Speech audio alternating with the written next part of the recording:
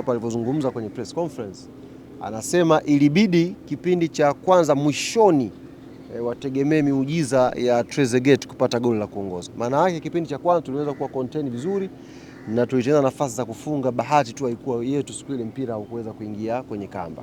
Kwa hiyo tunaamini kesho inshallah tutakwenda kuboresha yale yote ambayo yalikuwa changamoto kwenye mechi ya kwanza, na kesho tukafanya vizuri zaidi kwa maana tupate matokeo mazuri. Mechi ya kesho unajua ina mtazamo tofauti.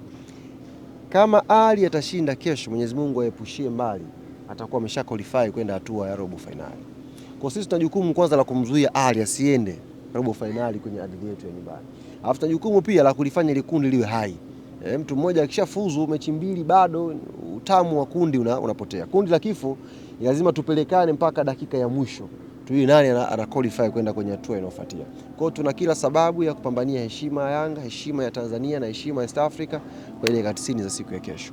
Ndio, pengine tuambie hali ya kikosi cha wachezaji, lakini pia mnaingiaje kwenye mchezo wa kesho, kwa maana kule mlienda kama mna defense kidogo kwa heshima sana. Hapa bila shaka mtakuwa mnawalazimisha maana mpate matokeo.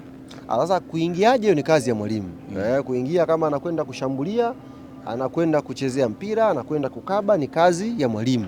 Sisi kama wanayanga kazi yetu ni kusubiri matokeo. Tunakuja kushangilia, tunasubiri matokeo mazuri. Kwa mwalimu yeye tumempa nafasi aandae silaha zake vizuri na aweze kutupatia matokeo mazuri. Tukiwa nyumbani hapa inshallah kwa nguvu na support ya mashabiki wetu, players watajituma na mpango utakuwa vizuri, tutapata matokeo mazuri.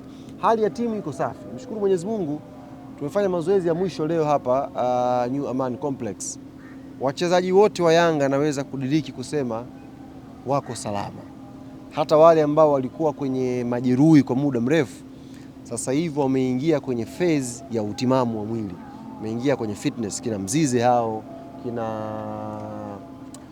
Edmund John, kina Azizi Ndambwile wameanza kufanya mazoezi ya pamoja na wenzao. Hiyo ni sign nzuri. Kwa fitness mwalimu anaweza kuamua kwa mchezaji anavyomtazama. Anaweza kuchukua siku 3, kachukua wiki, kachukua wiki 2, kachukua mwezi. Ni mchezaji anavyozidi kuimaria kutoka kwenye jeraha lake kuja kwenye utimamu wa mwili. Yaani wameshapona. Sasa hivi wanatengenezea sasa utimamu wa mwili wa kupambana. Si mmemshuhudia leo Clement Mzize pale. Piga mawe kweli kweli, mpira unasikia unavuma hivi. Kwa mwalimu anamwangalia sasa. Huyu mpaka siku fulani anaweza kuwa amesha match ile kasi ya wenzake. Kwa hiyo tunamshukuru Mwenyezi Mungu, timu yote sasa hivi yote hakuna hata mwenye mafua. Kibwana amekuja na yeye ameimarika vizuri, yuko safi, hakuna hata mmoja mwenye changamoto yoyote. Mwenyezi Mungu atujalie hii hali iendelee mpaka kesho, mwalimu akapate option kubwa ya kuchagua timu yake. Kukosekana kwa Emma Mashul ni nafuu kwenu Young Africans? Kwanza mimi nilikuwa siamini, unajua. Hata Ali walivyopost bado nikaa siamini. Walipost Kiarabu, nikaenda kukitranslate, kinapanda kile. Nikakitranslate. Emma Mashul hivi na hivi na hivi. Sasa na kuelezea bila kutranslate, na kuelezeaje? Lazima nikitranslate, alafu nikuelezee. Kinapanda sina na kielewa afu nakusomea wewe. Au nikusomee? Niongee Kiarabu sasa alivyoandika. Niongee Kiarabu utaelewa? Ataelewa? Wa Tanzania na wana Yanga. Unakutetea Isaya. Ningepiga Kiarabu hapo upagawe. Nikawa siamini. Mbona kama wanataka kutuchezea mchezo? Unaelewa? Mambo ya kombolela hayo. Unajua mambo ya kombolela? Kabutua huku, kana msubiri kwanza. Leo nimethibitisha Imam Ashur hayupo Zanzibar. Nimethibitisha Imam Ashur hayupo Zanzibar. Nimethibitisha. Sasa kumkosa yule nisiwe mnafiki. Mimi kama shabiki tu wa Yanga. Sijui mwalimu yeye ameonaje, ila mimi kama shabiki wa Yanga zile bleach ni za moto. Kwa hiyo kumkosa Imam Ashur tunamshukuru Mwenyezi Mungu. Hatujui na matatizo gani. Kama matatizo ni makubwa sana ya kiafya, Mwenyezi Mungu ampe uponyaji wa haraka. Atachelewa ndege. Atajua sasa mwenyewe. Ila hiyo kutokuwepo Zanzibar sisi angalau tumesema alhamdulillah. Watu wanasema dua zetu zimeanza kufanya kazi. Kama kuna mtu sasa dua, sisi hatuombe dua kwa mtu apate mabaya. Tunaomba dua timu yetu ifanye vizuri. Sasa Mungu ana namna ya kujibu. Mungu ana namna yake. Unaweza ukaomba leo hela, kesho Mungu anakupeleka jela, kumbe wewe tajiri kafungwa, kutoka kufungwe naye ili upate hela. Sasa unaweza kulalamika Mungu na masema mazuri umenipeleka jela, kumbe kuna tajiri yuko jela, unatokea uende kule ukampe maziwa nini na nini ndio wewe line yake upate hela. Mungu na hekima zake. Kwa sisi tumeomba matokeo mazuri, hatujui atakujaje, umeelewa? Lakini matokeo mazuri, ila mimi nimefurahi. Nimejiridhisha kama shabiki tu wa Yanga. Imam Ashur hayupo Zanzibar, wao watajua wamreplace nani pale, watajua wao, lakini sisi tumeandaa tunaendelea. Unajua Ali ukiangalia tunachokuja eneo na wapi Imam Ashur yupo anaingia ule zisu penyewe pa moto hapo, si ndio? Panakuwa pana watu wengi ambao wanajua mpira, lakini yule kukosekana tu, nisiwe mnafiki. Najua na wana Yanga wenzangu duniani tumefurahi hilo jambo. Mtoto yule afai, acha apumzike, acha apumzike kama Alan Okello yupo anafanya mazoezi vizuri, wako sawa. Wewe huyu anachimba chimba, nianze kueleza mambo ya ndani kwenye mfumo pale, sisemi wote wapo. Ali ni kama swali yake anaweza afa na wewe umeona? Nimeona. Hujaona mnafiki, hujaona chochote. Tunaona uwanja wa KMC umefungiwa. Sasa mechi za ligi mtaendelea kuzicheza kwenye uwanja gani? Sawa. Nilikuwa nisijibu swali lako kwa sababu halihusiani na mambo ya Champions League. Kwa sababu ni taarifa muhimu na wana Yanga wana hamu ya kuisikia, ngoja tu nikujibu shehe wangu. Uwanja ule umefungiwa na TFF wameeleza sababu za kufungia ule uwanja kwamba haujakidhi baadhi ya viwango vya kuchezewa ligi kuu. Si ndio? Haujakidhi baadhi ya viwango vya kuchezewa mechi za ligi kuu. Lakini hawajatangaza kwamba ule uwanja unabomolewa. Wamesema uwanja huu unafungwa mpaka ambapo vigezo hivi vitafanyaje? Vitatengenezwa. Sisi sasa kama Yanga, sisi pale hatuna uwanja, sio wa kwetu. Sisi pale ni uwanja wetu kikanuni, ni uwanja wa halmashauri. Kwa hiyo taarifa ile ikitoka, sisi tunaenda kuzungumza kwanza na halmashauri. Mnasemaje? Haya ambayo TFF wameyaelekeza, tutaweza kuyafanya kwa muda huu? Kwa sababu sisi hatuna mechi yote ya ligi hapa. Tunaenda kutoka mechi hii, tunakwenda Morocco tarehe 3 inshallah, tapiga mbungi kule tarehe 7, tarehe ngapi tunarudi? Tarehe 14 Yanga tena mechi nyingine. 10 siku na mechi nyingine hapa na JS Kabylie. Kwa hiyo ukiangalia hapa ni back to back Champions League. Hatuna mechi ya ligi mpaka tarehe 14, 15 huko. Inshallah Mungu ajalie kheri. Kwa hiyo tumewauliza watu wa halmashauri, bana, yaliyosemwa na TFF yanawezekana? Wametuambia tuwe na subira.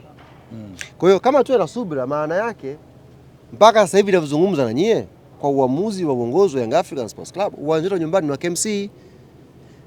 Ikifika hicho kipindi hayo ambayo TFF wameelekeza hayajafanyiwa kazi, maana yake tutawatangazia sasa. Kama tunakwenda Sumbawanga, tunakwenda Ilulu, tunakwenda wapi kule Rukwa, Isamuyo, tutawatangazia.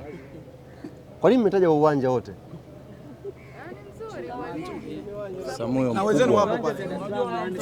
Mimi kimenishtua kitu kimoja. Mmefungiwa uwanja wa KMC. Walioathirika uwanja nyumbani ni Yanga, lakini wanaumia timu nyingine. Yaani kama TFF wangeambiwa saizi wachukue maoni, maamuzi walioyafanya yamefurahisha watu, yameumiza, wangepokea maoni mengi sana kwamba tumeumia, kwa nini Yanga mmemfungia hapa? Kwa nini? Mnataka aende wapi? Sababu si unajua utaratibu? Wanajua utaratibu. Ataanguka. Bene A na B kaka. Ilipokuwa A B ipo hapa. Yaani tungeenda kwani ni siri? Sisi tulitoka Chamazi tukafuata burudani yetu. Yaani sasa hivi nawaambia hapa, dua zao zote ule uwanja ukamilike. Yaani wana Yanga wametulia, wamerelax. Wanaoumiza vichwa kama TFF kafungia KMC, Yanga wanaenda wapi sasa? Ndio pata maswali. Hata nyinyi mmetumwa waulize wanaenda wapi wale? Wana mpango gani? Sisi mpango wetu ni kuifuata B ilipo. Kwa hiyo A ikizuiliwa tunakwenda kwenye B, wala sio swala la kificho. Utamu unaliwa kwa karibu. Hakuna utamu wa kufuata kwa mbali. Jana mechi yao the more unaisogelea ndio the more inakuwa tamu zaidi. Mechi yao umeitazama kidogo jana? Sijatazama mimi mechi yao. Wanasema wamejipata sasa hivi. Nyama is back. Inshallah. Winga Libase, winga nani ule bwana mdogo? Na wewe mjui? Oura. Mchezaji wao mjui na wewe? Nimesahau jina. Oura. Utamu bado hajafika kwenye vigezo vyao. Hilo jina lishakaa. Wanasema Oura mwalimu wa Pacome. Hilo jina lishakaa. Hawezi kulifuta sasa hizi. Alafu sisi tushanogewa. Mwenyekiti wanasema Oura mwalimu wa Pacome. Sawa. Miezi 4 hajacheza, lakini jana kiwango bora kabisa. Na nani amecheza nani jana? Jana wamecheza na Mashujaa. Sawa. Sawa, tumekubali, si mwalimu Pacome. Sawa, si wiki zinazidi kusogea mbele. Inshallah tunakaribia mwezi wa pili huo. Mwezi wa pili unaingia Ramadhani. Tutafika na tutafunga Ramadhani, baada ya hapo tutakwenda mwezi wa 3, tutakwenda mwezi wa 4, tutajua mwalimu ni nani.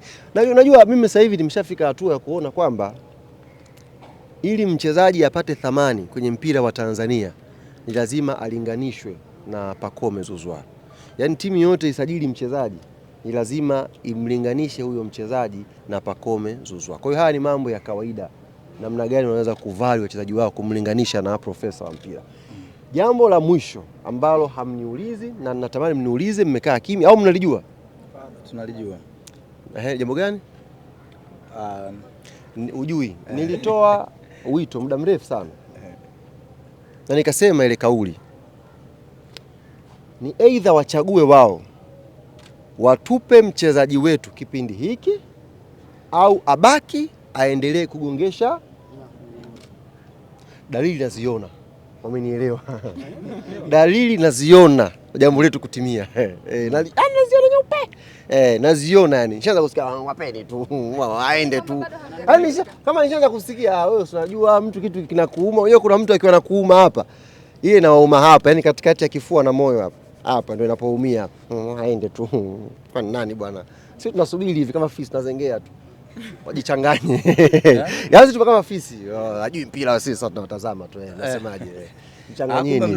Yaani tunawasikiliza hapo waseme. Nasemaje?